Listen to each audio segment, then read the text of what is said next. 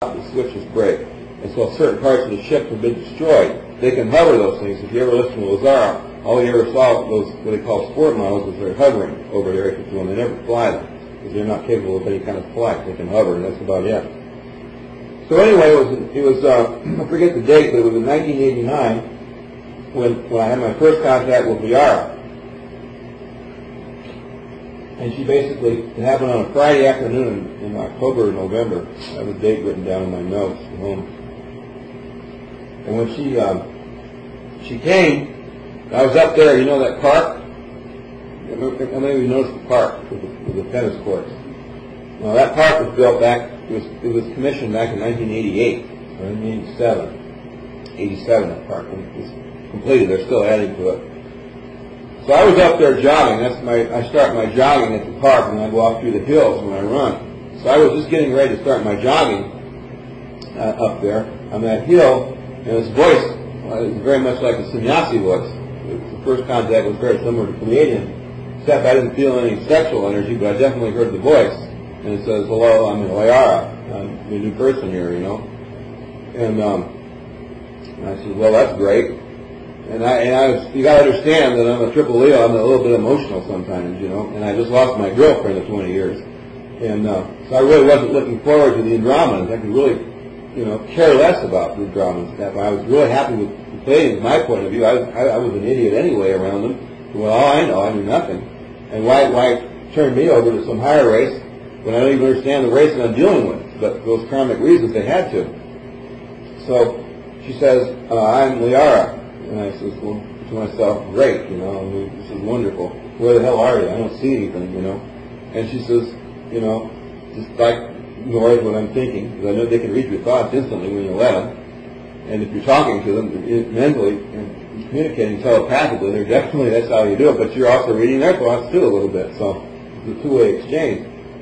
So she says that she's going to be here, and she starts telling me she's going to be teaching me politics, you know, and I'm going to be learning all kinds of stuff. And I says, "Where are you?" And she says, "Well, we're right here." And then I come off with a real smart comment like, "Well, I suppose you're like the Pleiadians. You're invisible half the time. I'm the only one that can see you. And that's rare. And most of it's all going to be mental stuff again, right?" She says, "Quite to the contrary." And I looked around. I said, "Well, what do you mean?" She says, "We'll become visible anytime we want in front of anybody. We're not shy. We're not bashful. And we don't basically care who sees us or when they see us or where they see us. On the street, in the air, it doesn't matter." So I thought, this is kind of interesting, you know. These people aren't bashful, you know. And she says, "Would you like to see us right now?" And I looked around, and there's people are jogging. It's late afternoon, it's a Friday. There's about 30 or 40, 50 people up there in that park. And it's the end of the summer. It's usually pretty busy. People are playing tennis. And I said, "Sure, I don't mind, you know. I'd like to see you right now." She says, "Look over here." So she had me look over that way in the kind of like the northeast direction. I looked up there. I don't see anything, you know. And she says, "Keep looking." I says, "All right."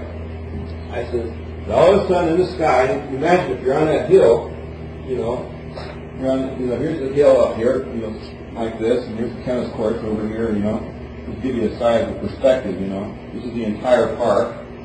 This is probably the entire hill from here to here. Falls off the canyon, goes down into the Ben Browns over there. So I looked up at the sky. This would be my house back over here, and the ocean is like, you can see it all the way around up there. So I looked up in the sky, and I see this big square, okay, up here. And I say, this square, big square, like a neon, the best way to describe it is a neon light, shaped like a square, appears in the sky. It's about 600 feet across, about 2 foot football fields across. Big square. You know, well, this is real exciting. I'm tremendously cynical. I don't know why I'm being this way at this time, but this is where my head was at on that day. I was still sulking over the Pleiadians. Then I see another square. Then I see another square. Then I see another square. Then I see another one here. And another one here. And another one here. And here.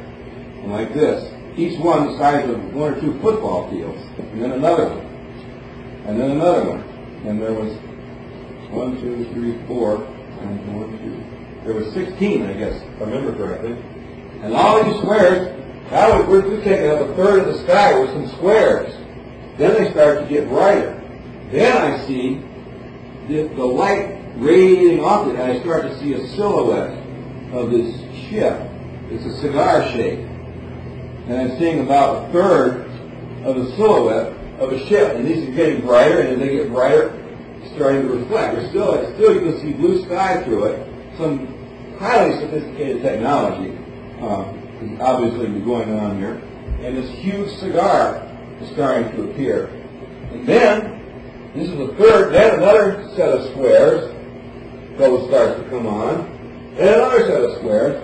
And basically, we have enough squares. We got 4 sets of these squares, and the whole sky is full of these squares, and this full fuselage is starting to become very apparent. And this thing is a mile or 2 across. This is Liara, very first contact. And I'm looking at this thing, and whoa, you know. But then I said to her, I'm looking at it. Now she's got my attention. I am definitely one interested human here, you know. And then I come off with, then I catch myself, you know, because I've had some bizarre contacts. Ask Crocodile, she had a brake light that had straight at our truck at 400 feet away. I almost crashed into my pickup truck with 2 other witnesses in Dulce. I mean, we're talking some major action we've had. So then I'm looking at this huge thing up in the sky, which is about like that.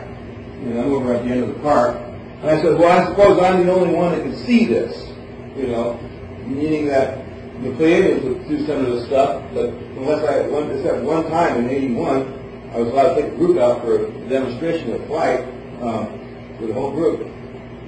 I figure I'm the only one seeing it. And she says, why don't you look around instead of looking at us?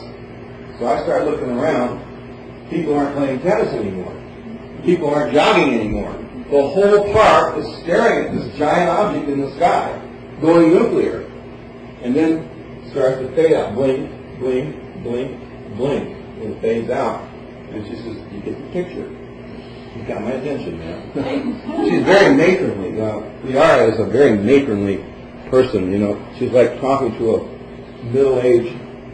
she reminds me of that prosecutor, Marcia Garcetti, in the O.J. Simpson case. She even looks a little bit like her. You know, maybe she's an Andromedan. The head prosecutor, that woman, you've probably seen her on TV. You've seen her demeanor. Liara's like that. She's there, small amount of humor, straight ahead, no bullshit. That's Liara, you know. Sebastian was a little different, you know. Billy and I both tried to get onto her physically, and both of us got shot down pretty quick. I had one positive experience with her, and that was about it, and I was single at the time, so I figured it was okay. We never had anything like that again. But Liara, you wouldn't even think about sexual approach on this woman. I don't think they have sex. They have this other thing. It's much more intense, but they are great teachers. They teach us an awful lot. And that's the only time I've seen that shit, but I've seen several times since then other different smaller ships. I'm going to take about a 5-minute break here. I got to go get this piece of dirt out of my eye, you know. We'll come back in 5 minutes.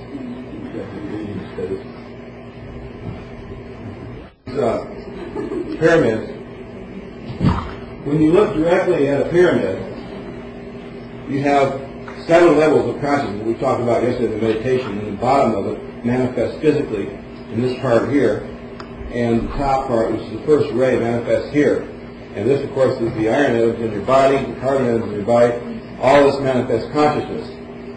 The first thing is the hydrogen atom. The hydrogen atom is the first atom connect with carbon, and then oxygen and nitrogen follow. And so we talked about the energy and all that, how that stuff works. When you have the pyramid upside down near a gravitational body, like a gravitational body, you got the polarity as it shifts, it becomes 180 degree out of phase, and that's why the female energy works. We discussed all that. You can see that in the picture there, some drawing of how they look.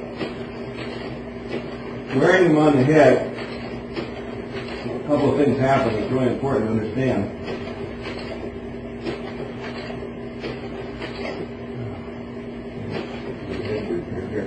When you look at the arterial size, when you breathe oxygen in,